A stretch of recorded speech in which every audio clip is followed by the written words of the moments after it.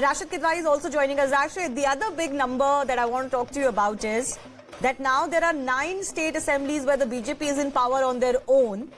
And I think with some few other coalitions, 15. So that's 15 out of 30 assemblies in India, including 2 UTs. That's the stage that has been set 1 year before 2024. Do you think that matters, or are state elections still largely different to a national election when Narendra Modi is the biggest face? Well, I think as far as the BJP is concerned, if you look at map of India, it continues to be very impressive and having a presence in Uttar Pradesh, state like Uttar Pradesh. But it's a psychological barrier. The fact that Prime Minister campaigned extensively, the fact that the Congress won, the fact that Congress was dubbed as one who's, helping the, terror groups and all kind of charges were leveled, and the narrative was religiously polarized also. In spite of that, if Congress is winning, then the BJP will always be wary of it. Let me tell you why. Because the next election is in Madhya Pradesh, where Congress has, good ground support. They have a leader in Mr. Kamal Nath. Then Chhattisgarh, again, Bhupesh Baghel is there. At the ground level, Congress is very strong. So if these kind of victories, if Congress gets, then 2024 is going to be really What about open Rajasthan? battle. I mean, You conveniently forgot Rajasthan. yeah, you can say that in Rajasthan also, the Congress is in power, but the house is not in order. So Yes. I will not say that the Congress is going to win in Rajasthan. And today elections are end, Congress is going to lose and perform badly. Yeah. But what I'm saying is, every state election has a kind of a psychological thing on the both sides. The Congress has won, so today, the Congress is telling itself they've regained some confidence that Mr. Modi and the BJP can be beaten, even if there is a majoritarianism, if there is a muscular nationalism. But that's And where Mr. I keep Modi talks about it. emphasizing, Rashid, national elections and state elections are different, no? In national Well, you elections, can- how do you you can fight say that- Narendra Modi? Who fights? I'll tell you, Shivani, a very simple thing, Shivani. I'm not talking about all the other states. You look at Bihar, you look at Maharashtra, you look at Bengal, and you look at Karnataka now. All these places, you see the BJP will face challenge. And if they lose, 50, 40 odd Lok Sabha seats, then there's going to be a lot of problem of finding a, simple majority. Okay, but one thing can be said. I think this victory does prove that if there has to be a national coalition and if there has to be a national party to lead any coalition against the BJP in 2024, that has to be the Congress party, which is what the Congress party has been reiterating. Rashid? Yeah, so now the Congress would be tempted to take a leadership role, and this is something Mr. Nitish Kumar, Mamata Banerjee, Arvind Kejriwal, and all resent. So I think what's going to happen next from now till December, when there's another round of elections, is going to be very interesting. How the opposition leaders and characters behave. I think in this Mr. Mallikarjun Kharge is very well equipped, because he's a seasoned politician. He's seen it all. He comes from weaker sections. He has access to everybody by the virtue of being leader of opposition in the Rajya Sabha. But you are right. I mean, there can be temptation. I would say not just temptation. We'll try and get that link back. BS Arun, not just temptation. I think Congress can rightfully claim it has to be the umbrella under which other parties have to come together. Yes, and just before making that point, I just want to refer to one interesting fact, was that in 2018, there was an anti-BJP coalition government in Karnataka, and it was followed by formation of 3 non-BJP or the Congress governments in the north, Rajasthan, Madhya Pradesh and Chhattisgarh. Now, will there be a repeat of 2018 now that the Congress has formed the government? But remember what happened in 2019. Of course. That's what I keep saying. That is there. Despite what happened in 2018, Yes. 2019 happened, right? So would it be fair to get ahead of yourself and say that, okay, nationally we are an opponent to Narendra Modi?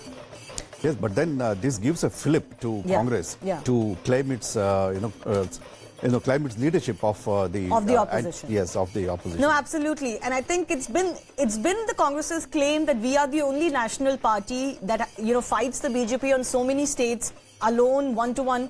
They haven't had a great strike record, but that doesn't mean that strike record is not going to improve eventually. All right, before we go ahead, let me also bring in my colleague Purnima back. Purnima is not with us. Let's see exactly what else the BJP can do as far as this defeat is concerned. We're yet to hear from some of their national faces. But for the BJP, a lot of learnings. Rasheed Kidwai is back with us. Yes, Rasheed, I was talking to you earlier about the Congress's rightful claim. What And do you also sense, I'm speaking to a lot of the Congress leaders and listening to a lot of their bites, they're now realizing there is a template and there is a formula.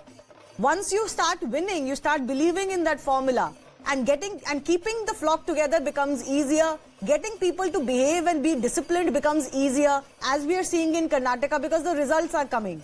So now they will employ that template in other state elections at least. I don't know about the national picture. Yes, absolutely.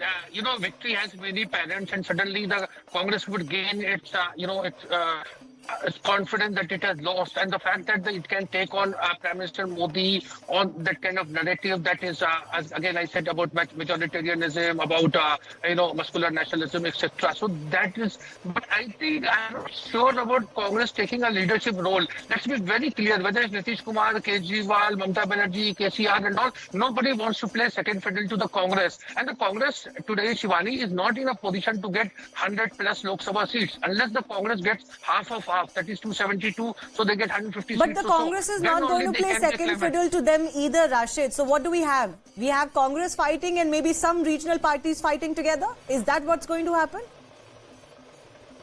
There are several models are there. So in 1977, when people fought election, against Indira Gandhi, the opposition did not go for a chehra, a face, or a party. So they decided, and most of them were in jail, of course. So when they came out and they won, then they decided who would be the leader. So I think this is what Mr. Kharge proposes to say, that let's not go with a face or a kind of party leadership.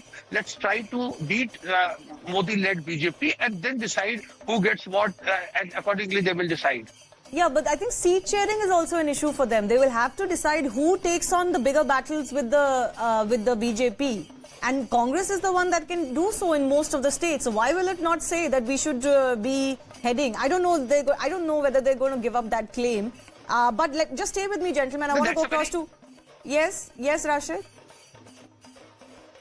I think that's a very interesting proposition, but in politics, 2 and 2 don't necessarily become, 4. We are seeing in Karnataka what is happening, how the JDS has lost, a lot of vote share, but not so many seats, etc. So this is a very, there is nothing is simple in politics. So they need to do a lot of talk and discussion before they get into it. There is no set formula. It's not like Manmohan Desai's, multi-star films that would click. No, I agree. I'm saying that seat sharing is going to be difficult for these parties when they come together. Who will give up how much is going to be interesting, especially from the perspective of the Congress party. But stay with me. I want to quickly go across to Purnima, my colleague, who's outside Mallikarjun Kharge's house. Purnima, just give us a sense. Have Mr. DK Shivakumar and Mr. Kharge moved from there? They're going to the party office, right?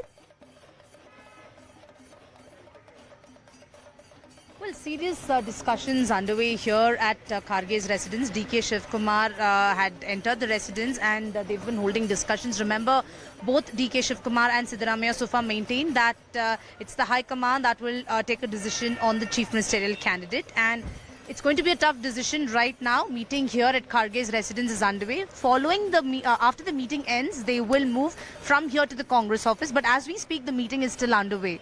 The meeting is still underway. BS Arun, I want to take your opinion on this. Exactly who comes out on top as far as this fight is concerned? DKS versus Siddaramaiah. Well, my hunch is MLAs may prefer Siddaramaiah. Okay. Whereas Congress High Command might prefer DK Shivakumar. But then I'm sure this is an election to the chief ministership, not just for Karnataka, as we just discussed.